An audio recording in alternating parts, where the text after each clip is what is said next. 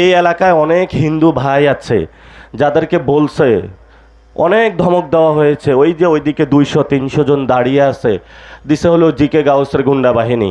তো GK Gauss ভাই আপনার ওই সময় হলো বউ হলো প্রেস মিটিং করতো যে জিকে গাউস ভাইকে জেলে জেলে ঘুরাবেন না, একটু মুক্তি দেন, কান্না করে বিভিন্ন জায়গায় বেড়াইতো। তা আপনি যেই পরিস্থিতির মধ্য দিয়ে আপনার বউ গিয়েছে, আপনিও যদি সেই পরিস্থিতি এখন এসে হবিগঞ্জের এখানে বাস্তবায়ন করেন, আপনাকে তো আমরা ভালো মানুষ বলতে পারি না। আপনাকে ভালো মানুষ বলতে পারি? আমরা এখানে শুনতে পাচ্ছি বিএনপির যারা নেতাকর্মী আছে এরা মাদকের ব্যবসা করে এবং মাদকের ব্যবসা করে আমাদের যুব সমাজকে নষ্ট করে দিচ্ছে, এবং প্রশাসনও তাদেরকে কিছু বলতে পারে না। কিছু বললে আমি বিএনপির অমুক নেতা, আমি বিএনপির সভাপতি, আমি বিএনপির সহসভাপতি, এই ধরনের কথা বলে প্রশাসনকেও তারা জিম্মি করে রাখছে। পুরা দেশে বিএনপির নেতৃত্বে নতুন করে 5 তারিখের পরে চাঁদাবাজি, সন্ত্রাস, দুর্নীতি, আর এখন তো নির্বাচনের পরে তারা অবৈধ মাদক ব্যবসাতে একভাবে বিএনপির অর্থনৈতিক ইনকাম হয়ে গিয়েছে। পুরো বাংলাদেশে বিএনপি এখন সবচেয়ে বড় একটাই কাজ তাদের, সেটা হলো মাদক ব্যবসা। আমরা বলবো ভাই এই মাদক ব্যবসা ছাড়েন, বাংলাদেশকে নষ্ট করিয়েন না। দরকার হয় যদি কাজ না থাকে সীমান্ত পাহারা দেন, যদি আরও কাজ না থাকে এখনও বিভিন্ন আওয়ামী লীগের সন্ত্রাসীগুলা বিভিন্ন জায়গায় পালায়া আছে, এগুলোকে একটু দৌড়ানি দেন।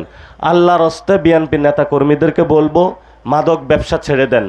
এই মাদক ব্যবসার মাধ্যমে কিন্তু বাংলাদেশটা নষ্ট হয়ে যাচ্ছে। আপনারা এখানে জানেন আপনাদের কি উপজেলা জেলা প্রশাসকে লোক বসানো হয়েছে? হ্যাঁ হয়েছে। কাকে বসানো হয়েছে? বিএনপির লোকরে বসানো হয়েছে। এখন পুরো বাংলাদেশে যতগুলা পৌরসভা আছে, যতগুলা জেলা প্রশাসক আছে, উপজেলা চেয়ারম্যান আছে, এগুলাতে হলো ইলেকশন হওয়ার কথা ছিল। এই ইলেকশন হওয়ার কথাটা বাদ দিয়ে বাংলাদেশে একজন মুখোশ লেবাসধারী ভদ্রলোক সাজে, কিন্তু সে আসলে ভদ্রলোক না। তার নাম হলো মির্জা ফখরুল। সে একটা ক্রাইটেরিয়া সিলেক্ট করেছে। সেই ক্রাইটেরিয়া অনুযায়ী যদি কোথাও কোনো ব্যক্তি নির্বাচনে হেরে গিয়েছে, তাকে গিয়ে মির্জা ফখরুল বলেছে আসো গুলশান অফিসে আসো, আমাকে কিছু টাকা দাও, আমি তোমাকে জেলা প্রশাসক বানিয়ে দিচ্ছি। আরেকজনকে ডেকেছে, নির্বাচনে হেরেছো কোনো সমস্যা নাই, তুমি আসো, তোমাকে উপজেলা চেয়ারম্যান বানিয়ে দিচ্ছি।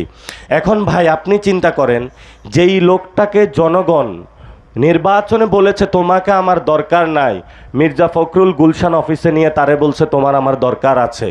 যেই লোকটা এখানে দর্শন করেছে, চাঁদাবাজি করেছে, দুর্নীতি করেছে, সমাজে মানুষের উপরে অত্যাচার চালিয়েছে, 5 তারিখের পরে তার যন্ত্রণায় পুরো বাংলাদেশের মানুষ অতিষ্ঠ হয়েছিল, সেই মানুষকে নিয়ে মির্জা ফখরুল অফিসে নিয়ে পুরস্কৃত করেছে।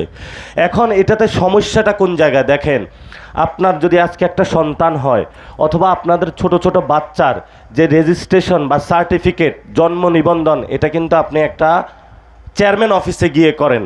ফলত চেয়ারম্যান অফিসে যদি করাপ্টেড বা দুর্নীতিগ্রস্ত লোক হয়, তাহলে ভারতীয় নাগরিকরা এইসব বাংলাদেশের নাগরিক হয়ে যায়। আবারই হলো ত্রাণের লোভে অনেক বাংলাদেশি রোহিঙ্গা নাগরিক হয়ে যাইতেছে, আবার অনেক রোহিঙ্গা নাগরিক বাংলাদেশ হয়ে যাইতেছে।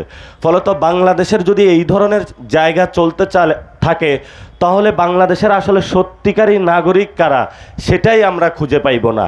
এটা যদি খুঁজে না পাই, তাহলে বাংলাদেশের যে সিকিউরিটি, নিরাপত্তা, এই জায়গাটা ঠিক থাকবে না।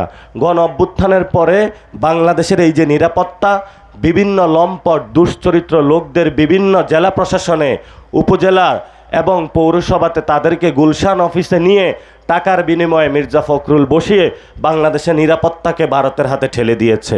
আমরা এর তীব্র নিন্দা এবং প্রতিবাদ জানাচ্ছি।